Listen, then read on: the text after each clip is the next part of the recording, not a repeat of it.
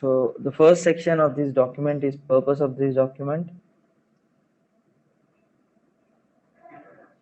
which states what is necessary,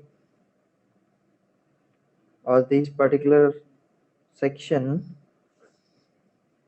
will tell you the details of the project. So what is the change, or what are the factors which has resulted in this particular project, and so on. So this particular purpose section talks about the details of the project, like what is necessary, I mean, what is the change that is driving this particular project, and what are the changes in the requirements, and so on. So all the details will be mentioned as part of this purpose of this document. And in the next reference document, uh, whatever the documents that are necessary to prepare, or whatever documents that are referred to prepare this particular FSD, then all the documents and the links to those documents will be mentioned in this particular reference section. Then next comes the scope of the functional requirements specification. So when I say scope, it's nothing but this particular scope section will have all the requirements as part of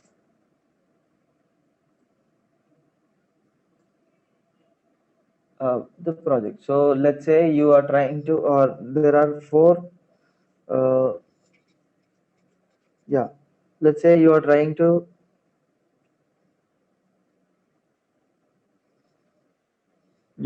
implement four requirements as part of this project, then all the four requirements will be mentioned under the scope. So whatever requirements are mentioned under the scope, then those are the requirements which are going to be tested, or which those are the requirements which are going to be implemented as part of this particular project, or as part of this particular release. Then the business process will talk about what are different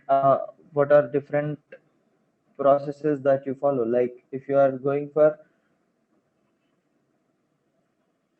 let's say if you are going for a software which is used by the bank staff, then what are different roles across the bank who will be using this particular software, and how according to their roles different pages will look. Suppose a manager can have access to a particular page which a staff cannot have.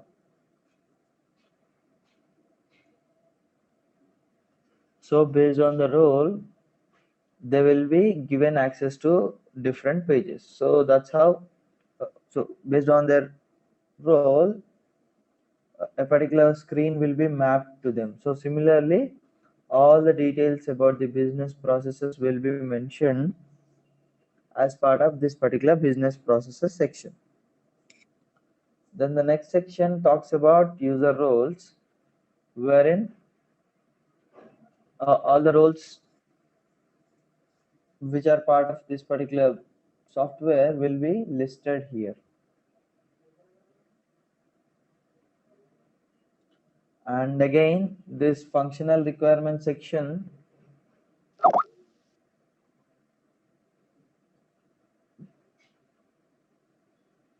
yeah, if you can see here, a range of techniques are open to the analyst to specify functional requirements.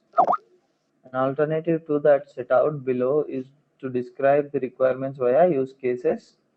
Process diagrams are grouped with relevant use case.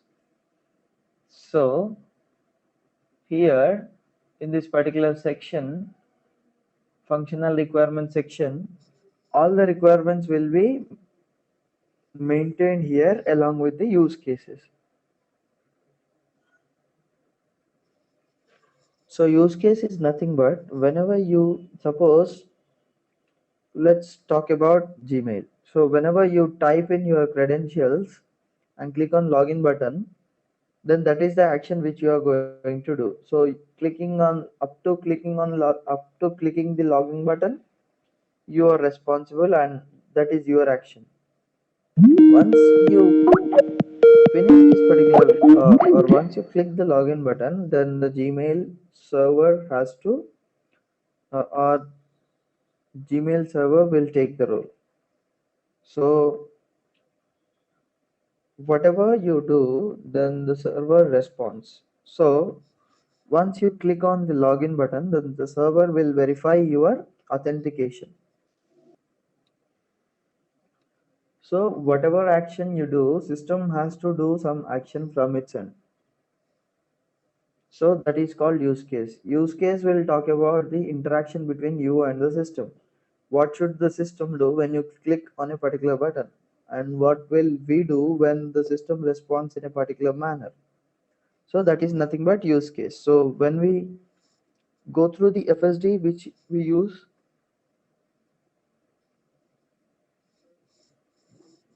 use for our project, then you will be able to understand this section clearly. This is just a template. So we have a FSD which is completely filled, and this particular data and integration section, I mean this section is specific to this particular project, so we need not discuss about that particular section because that is not a what do we call, it's not a common one. It's only for this particular section.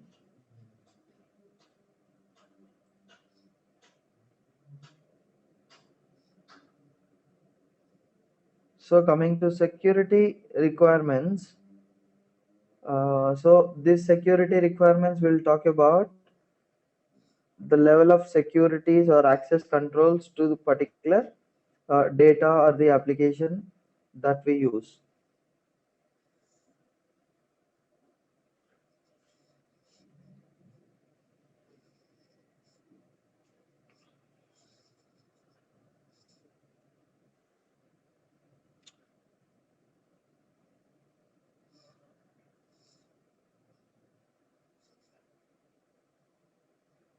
So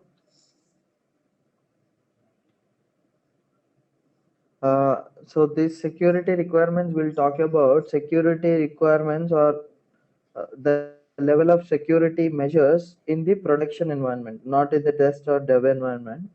So all the applications that we are going to use, they should be uh, only accessible by the people who are intended to use them. So we should have control mechanisms in place so that unintended users can be unintended users can be avoided to use that particular system.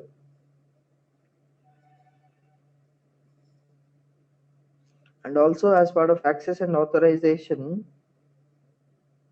then we will have a clear picture, or we will have a clear uh, level of control in mind to talk or to tell who should have the access to the information, and based on which role, what is the access that you are giving, what level of access you are giving. As I said earlier, a manager may have access to reset the password of users, maybe staff will not have that particular access. So what is the level of access that you need or that should be given for each and every role, and also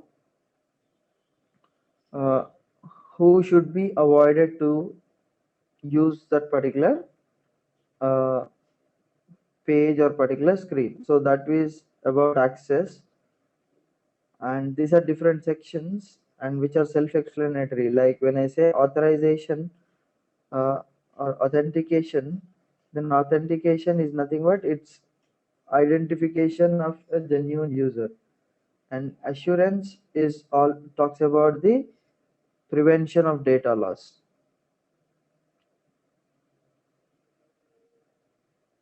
Then the next one is performance. So as part of performance testing, whatever the steps that we are going to take will be mentioned in the performance section. Then availability and recovery will talk about the system availability. So whenever the system goes unavailable or whenever the system becomes unavailable, then what are the recovery algorithms that we have planned to make the system available again? So since the system because whatever the applications that we use, uh, end users expect the application to be 24 by 7. So when the application is not available, then suppose it is an online banking site, if it is not available 24 by 7, then people may not get back to you, or your customers may not get back to you. So they might look for accounts with other competitors who are providing 24 by 7 online banking. So since you are not or you are restricting your customers to use a particular application at particular point of time, so which makes the applicable or which makes the application go unavailable. So we should have appropriate recovery mechanisms in place in order to make your system available 24 by 7.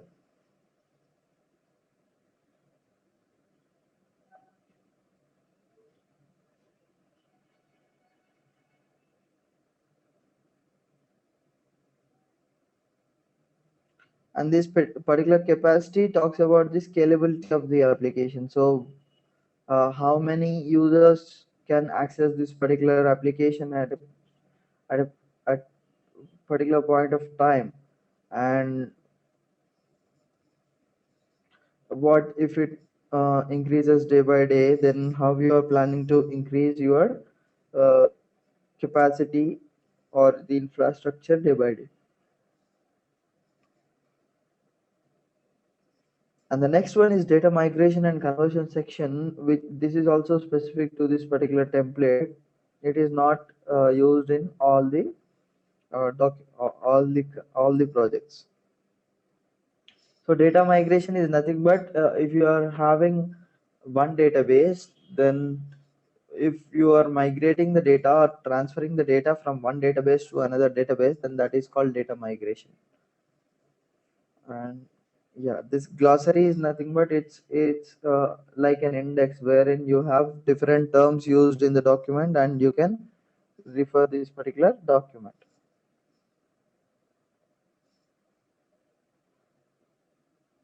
Then this talks about the revision version. So who have modified the document should edit this particular section. So suppose I have created the document, then I will write my name here under draft 1. So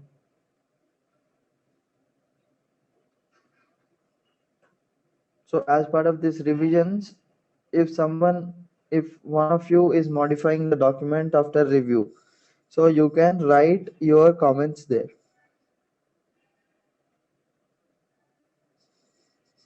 You can write uh, what are different changes that you have made to this particular document as part of your review. So if you observe this review section, there are many details about the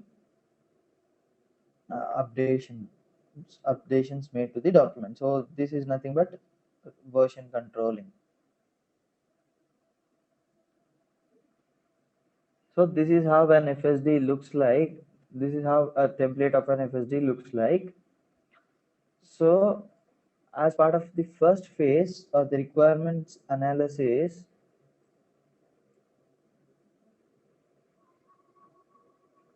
as part of the requirement analysis, this particular FSD is used, and whatever the document that you are able to see now, it is called requirements traceability matrix, or RTM in short.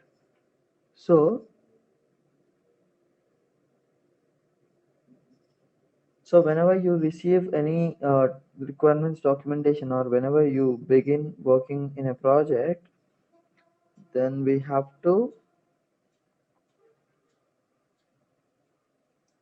prepare this particular RTM. So what does this RTM have? So RTM is nothing but it's uh, requirement traceability matrix, wherein we have different sections. So whenever you are trying to analyze the requirements and write test cases, then we map the test cases to the requirements. So this particular first column will have, or it will have the serial number, and the next column will have the business functionality. So the requirements will be maintained in this particular business functionality section. Let's say if you have four requirements as part of the project, then four requirements will be mentioned in the business functionalities section. And for these four requirements,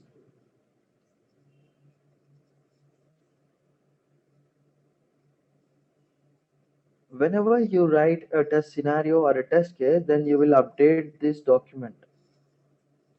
So you will write the description of the test scenario. Suppose Gmail. So uh, trying to log in with improper credentials. That is one scenario in which, or how you can change, how you can test the Gmail home login page.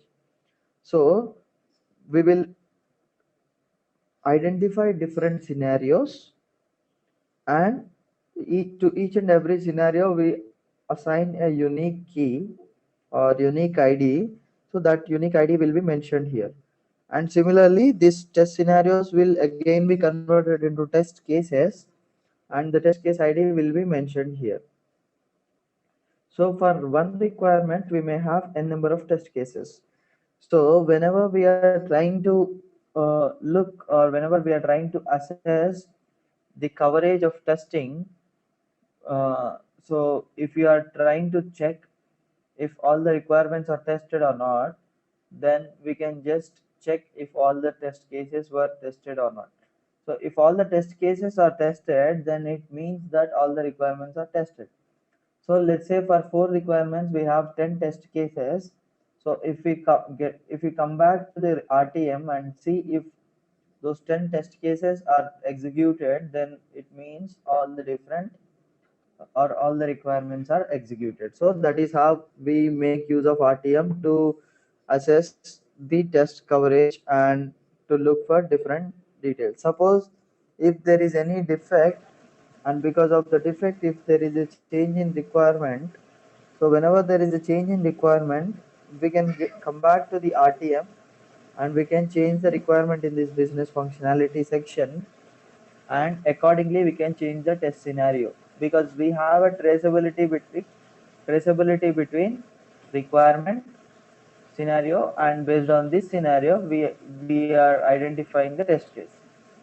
So whenever we have a change in requirement, then we can only or then we can get back to this RTM and change the scenarios which are only related to this particular scenario, sorry, particular requirement. So that is how this RTM helps us to trace testing progress, and also trace the uh, changes in the test cases or test scenarios whenever there is a change in requirements.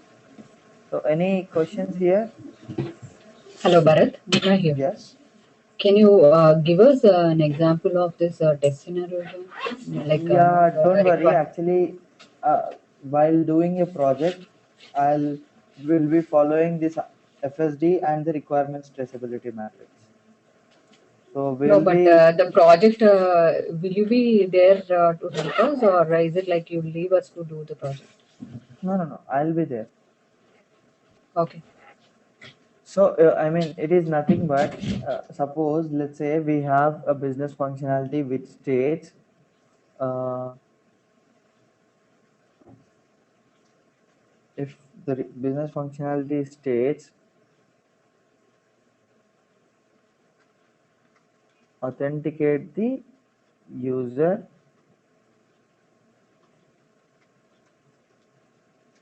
before granting access to the system.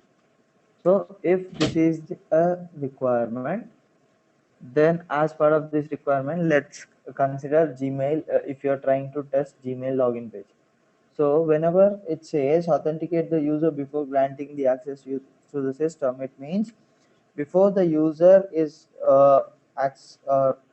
before the user is given access to the inbox, the user should be authenticated first.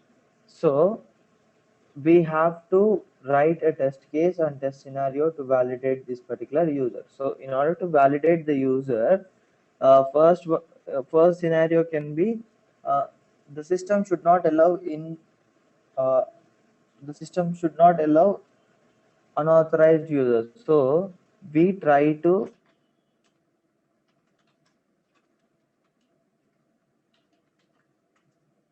log into a system with invalid credentials.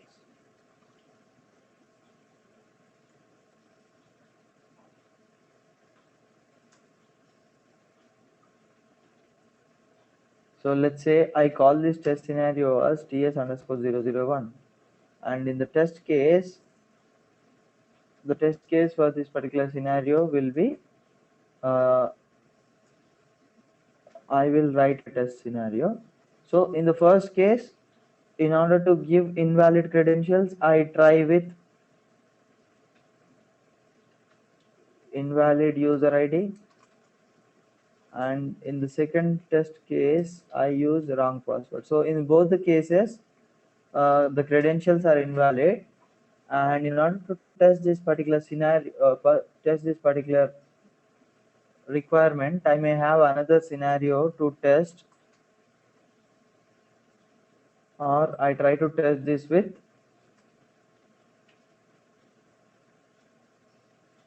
try login with valid credentials. So in order to test this particular requirement, let's say I call it as fs underscore 001. In order to test this particular scenario, this particular requirement, I have written two scenarios, and again for these two scenarios I have three test cases. So if someone asks me if this particular requirement fs underscore 001 is tested or not, so I will just come to this RTM and check if all these three uh, test cases were tested. If all the three test cases are tested, then I can say this particular requirement is tested, or the testing for this particular requirement is finished. So when can I say this is finished? When these three test cases are completed. Is it clear now? Yes, Bharat. And if you have some change in this particular requirement fs underscore 001, then if we look at the RTM, and if there is some change in this requirement, then I will change the test cases accordingly. I need not change the test cases for other requirements, because these are the test cases which will be used to test this particular scenario. So I can just check this particular uh, requirement and the appropriate testing. So this RTM basically provides a mapping between the requirements and the other uh, deliverables or other artifacts of the system. So that is the main use of RTM. So in the first phase of testing, which is requirements analysis, we use we study the requirements and we try to analyze them, and also we will try to maintain, or the first phase or first version of RTM will be made, first version of RTM will be prepared, and going forward, in the next phases like test execution phase or test design phase, this RTM will be updated. So that's how we go with this particular RTM. So in the next phase, which is test planning phase, we will have a test plan. So a test plan will be created. Again, if you take a look at the sections of test plan, so this test plan will have introduction section, which will talk about the introduction, or which will talk about the introduction to project. And the next one Business background will talk about the details of the project, and this test objectives will have what are different objectives or what is the aim of your testing as for this release, and other details like scope, test types. Are you going to, or are you planning for automation or not? Are you planning for stress testing? Are you planning for performance testing, and so on? And the problems perceived. What are the problems that you are expecting, or uh, yes, what could be the challenges that you might face during the test execution or test planning? And the next one is architecture. So this architecture section will give you the details of different systems involved in the project. Let's say you have a dependency between 10 applications, then how this architecture uh, will hold all these 10 applications together, and details about environments, what are the assumptions that you made, and functionality. Yes, what is the functionality that you are going to test as part of this particular project, and the security measures. So, of course, these are all different things which we have discussed earlier, but we have discussed them in bits and pieces. But this particular test plan document will have all the details about different things like this. So let us try to look at different sections. So the scope will talk about the requirements which are going to be tested. So in this RTM, if we have four requirements, then the in scope section will have these four requirements. And whatever sometimes we identify, or sometimes generally some requirements get descoped. So if there are some requirements which have got descoped, then we will write them, or we will maintain them in the exclusion section. So before beginning the project, we have identified six requirements, but maybe because of the budget constraints or because of the timeline constraints, we have planned only to release or only to deliver four requirements. Then the other two requirements which are not being delivered as part of this particular project or release will be mentioned in the exclusion section. And as I said, test types will talk about different types of testing, and problems perceived. What are the challenges that you are expecting? So based on your experience in the previous projects, you can write this particular problems perceived section.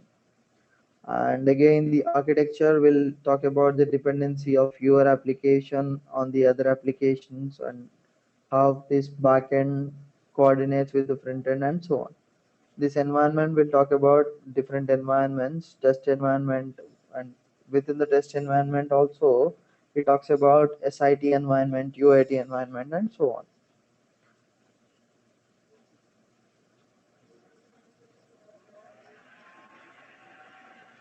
So if you see this risk identified and mitigated mitigation plan section, this will talk about the risk analysis. So if you remember a spiral model, we talked about the risk analysis of requirements there. Similarly, uh, for testing also, if you identify some risks, then that risk will be uh, and I mean the whatever the alternative that you have planned for the risk is called a mitigation. So for each and every risk, a mitigation has to be planned, and those mitigations and risks have to be mentioned in the test plan document, and automation plans, deliverables, and so on. So these are different kinds of testing, like usability testing, performance testing, whatever we have discussed so far.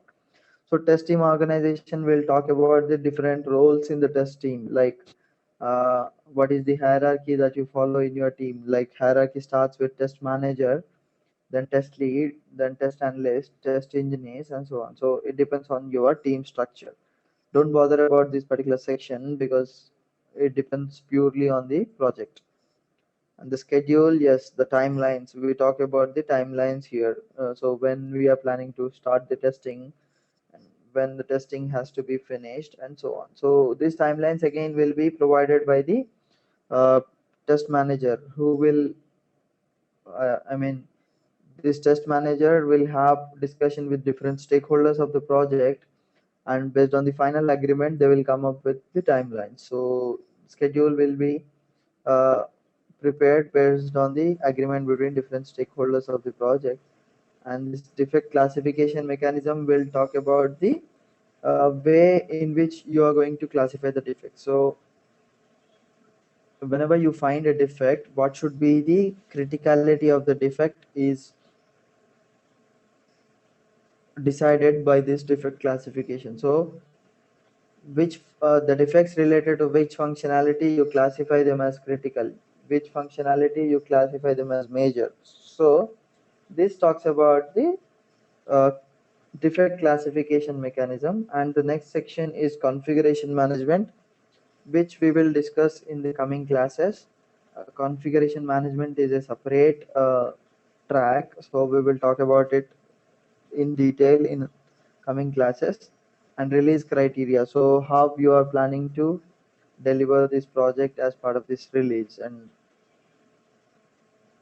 who will install it on which server and so on. All these things will be mentioned as part of the release criteria. So this is just an overview of test plan document.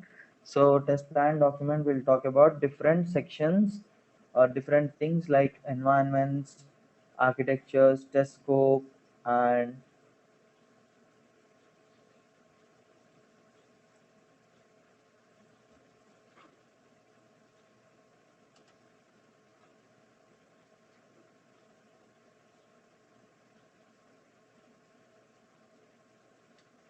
Hello, Bharat.